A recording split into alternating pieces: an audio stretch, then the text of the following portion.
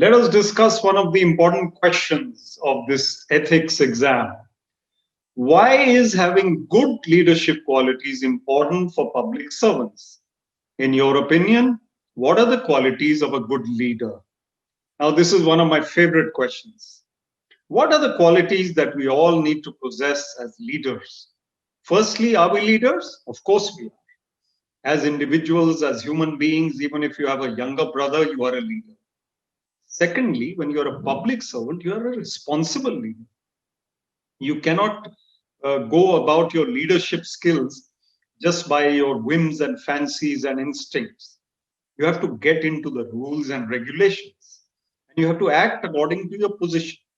For example, if you're the director of a department and you have 5 people who are there in your office, out of whom, let's say, these are in your personal staff, 5 people, one of them is questionable in terms of his performance, ethics, and his punctuality and various things. The other 4 are okay. They're working hard enough, you can make out. Now, this person needs handling.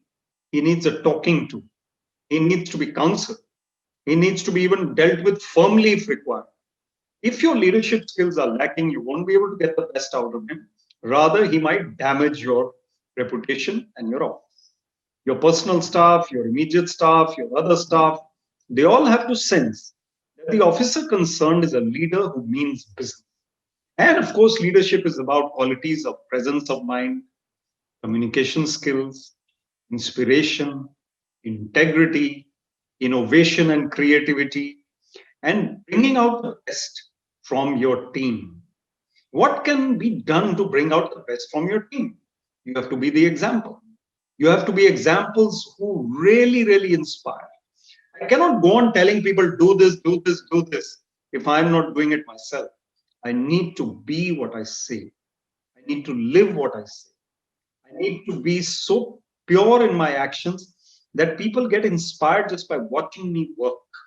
Of course, I can't be perfect. I'm a human being. In my book, Finding Success Within, I have mentioned that though we have these frailties and these weaknesses, we can improve.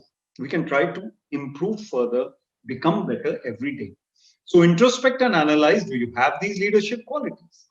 Now, what are these leadership qualities in detail? If I am a good communicator, I am an example for others.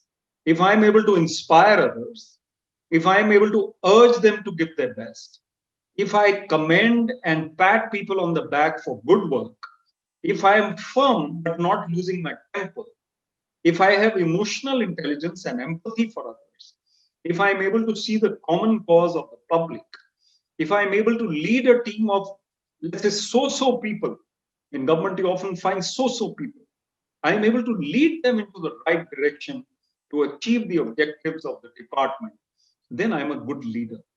I have to be receptive, I have to be balanced, I have to be caring, I have to be dynamic. Dynamic decision making is another very important aspect. And loyalty to the cause, loyalty to the nation, loyalty to your work, hard work, diligence, motivation. All these keywords will help you to become a better leader.